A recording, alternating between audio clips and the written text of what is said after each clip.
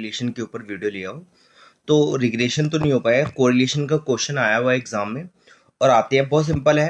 Karl Pearson method से question आएगा या रैंक, सिंपल रैंक का आएगा, ठीक है। तो जो रिपीटेड रैंक है वो नहीं आता। चलिए देखते हैं कोरिलेशन क्या होता है। It shows relationship between two और मोर वेरिएबल। अगर हम कहें दो लोगों के बीच में कैसा रिलेशनशिप है तो उसे हम कोरिलेशन कहते हैं। हो सकता है पॉजिटिव हो सकता है नेगेटिव। पॉजिटिव मीन्स कि हम दोनों एक जैसा सोचते हैं, एक जैसे चलते हैं, सब कुछ एक जैसा करते हैं, पॉजिटिव है। हम दोनों एक दूसरे के अपोजिट है, दैट इज नेगेटिव। चलिए अगर हम मेजर करें तो तीन मेथड्स होते हैं कोरिलेशन के। क्या होता है स्कैटर डायग्राम, तो आपको ये नहीं पढ़ना, ये एग्जाम में नहीं आता, ठीक है। कार्ल पियर्सन और रैंक कोरिलेशन ये पढ़ना है, ठीक है। चलिए ये जानते हैं। कार्ल पियर्सन जो थे उन्होंने रैंक कोरिलेशन जब दिया तो डायरेक्ट मेथड बताया। डायरेक्ट मेथड का एक फॉर्मूला बनता है एन इंटू में सिग्मा एक्स वाई इंटू में माइनस में सिग्मा सिग्मा एक्स और वाई हो जाएगा, सिग्मा वाई हो जाएगा, ठीक है।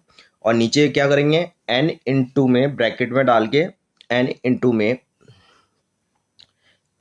में सिग्मा एक्स स्क्वायर और माइनस में सिग्मा एक्स का होल स्क्वायर, ठीक है। फिर ऐसी एन इंटू में सिग्मा वाई स्क्वायर और माइनस में आप लोग सिग्मा वाई का होल स्क्वायर कर सकते हैं।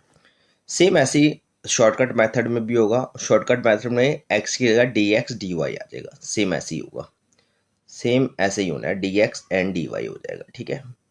तो दोनों मेथड सेम ही है, डी एक्स डी वाई हो जाएगा। डी एक्स तो निकालना आता है, एक्स माइनस में से एक्स माइनस कोई भी नंबर एज्यूम कर लो, उसको माइनस कर दो। और डी वाई निकालने के लिए आप क्या करो, वाई में से कोई भी नंबर वाई सीरीज में से एज्यूम कर दो, उसको माइनस कर दो। अर्थमेटिक मीन डेविएशन मेथड भी होता है। ये मेथड ज़्यादातर वर्ड प्रॉब्लम में यूज़ किया जाता है। ये sigma small x y under root में स्मॉल एक्स का स्क्वायर इंटू में सिग्मा स्मॉल वाई का स्क्वायर होता है। तो स्मॉल एक्स जो आता है वो कैसे निकालते हैं, एक्स इंटू में एक्स सीरीज में से कोई भी मीन को माइनस करते हैं जब एक्स सीरीज में से, तो वो सिग्मा स्मॉल एक्स होता है। और स्मॉल वाई निकालने के लिए सेम वाई सीरीज में से वाई वाला मीन माइनस कर दो। चलिए अब आगे चलते हैं, कोरिलेशन निकालते हैं। एक क्वेश्चन देख लेते हैं। ये क्वेश्चन जो है कोरिलेशन निकालने के लिए आपके सामने दो सीरीज दी हुई है, एक्स और वाई। बहुत सिंपल सीरीज ली है। एक्स के कुछ नंबर्स दिए हुए हैं, वाई के नंबर्स दिए हुए हैं। तो एक्स का मैंने डी एक्स निकाल लिया, डी वाई निकाल लिया, डी एक्स का होल स्क्वायर कर दिया, इसी डी एक्स का मैं क्या करता हूँ, होल स्क्वायर कर देता हूँ, ठीक है। और इस डी वाई का होल स्क्वायर कर देता हूँ और इन दोनों को मल्टीप्लाई करके यहाँ पे लिख देता हूँ डी एक्स डी वाई। तो ये हमारे पास कुछ वैल्यूज आ जा रही है। वैसे डी एक्स डी वाई तो जीरो हो गया। चलिए देखते हैं।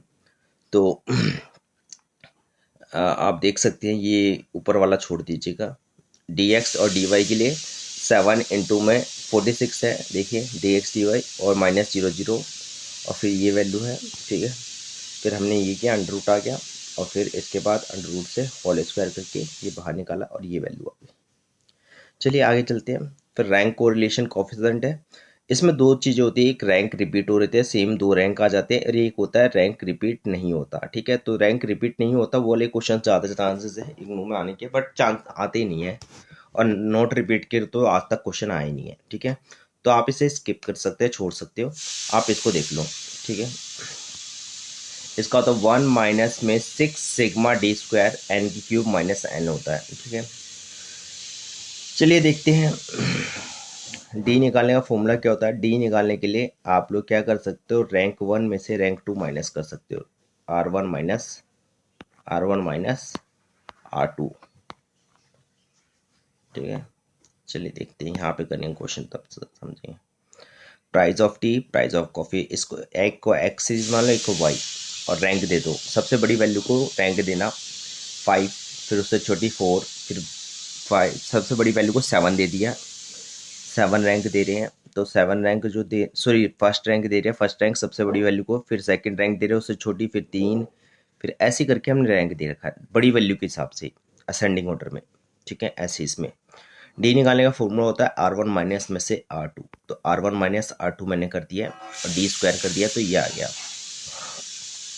अब ये फॉर्मूले में मैंने पुट कर दिया, तो ये हमारे पास ये माइनस करने के बाद ये हमारा आंसर आ जाएगा। तो ये छोटी सी वीडियो थी कोरिलेशन के लिए।